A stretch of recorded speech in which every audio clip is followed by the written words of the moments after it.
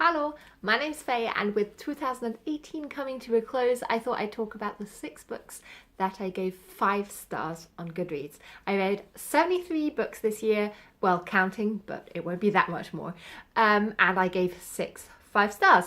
So, I'm going to start with the first one, which was Middlesex by Jeffrey Eugenides. This is my mum's copy, who I am staying at the moment. This I gave 5 stars because this sweeping family saga about Calliope Stephanidis and her Greek-American family, talking about 3 generations, is such an epic tale of family love, self-discovery, and European, Asian, American history, all wrapped into one book that I loved. It taught me things I didn't know yet, and it really just kept me turning the page. I really recommend this. I only have good things to say about this. Yeah, I gave it 5 stars. Then next up I have 2 books that you would both class as non-fiction memoirs, I guess.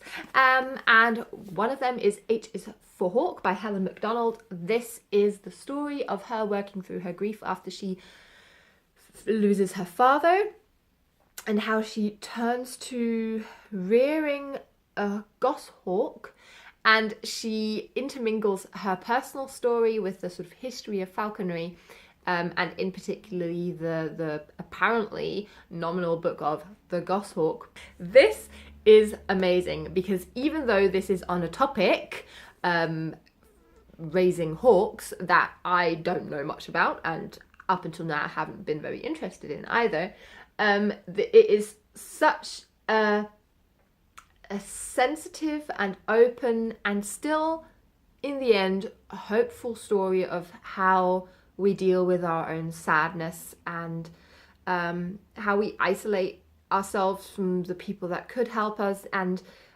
without this being a spoiler, this still kept a very hopeful tone, which I have learned is something that I value loads in books. And that is also true for the next one, which is I Am by Maggie O'Farrell. This book about her 17 brushes with death is exactly that. We have sort of 17 short stories or essays about different times in which she looked death straight in the eye, and kept on living, obviously. It really makes you reflect on your own experiences with the fear of death or the possibility of death, albeit maybe not having 17 of them, at least I hope you don't. It is, again, essentially hopeful, which is weird talking about such a dire topic. There's a huge scope.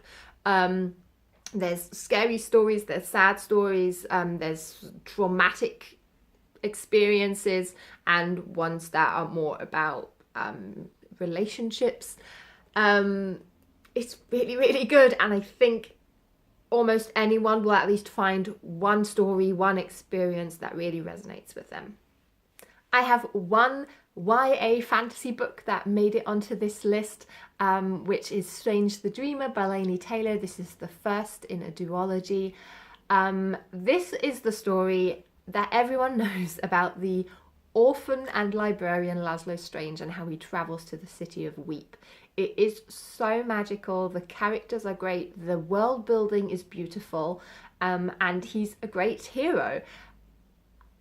I unfortunately didn't love Muse of Nightmares, which was the second book and the conclusion in the story, but nevertheless I think it's an amazing tale that you should try out if you do like fantasy, not just if you enjoy YA books. And my final 2 books are loosely, I guess, classed as sci-fi books, although they are very different. The first is a book where I can never remember the title. It's The Only Harmless Great Thing by Brooke Bollender. It's an itty-bitty book, 93 pages, but it really packs a punch, and it interweaves the stories of the Radium Girls with that of a sentient elephant. And it's such a good exploration of feminism and what you can do with storytelling. It's got beautiful prose in it.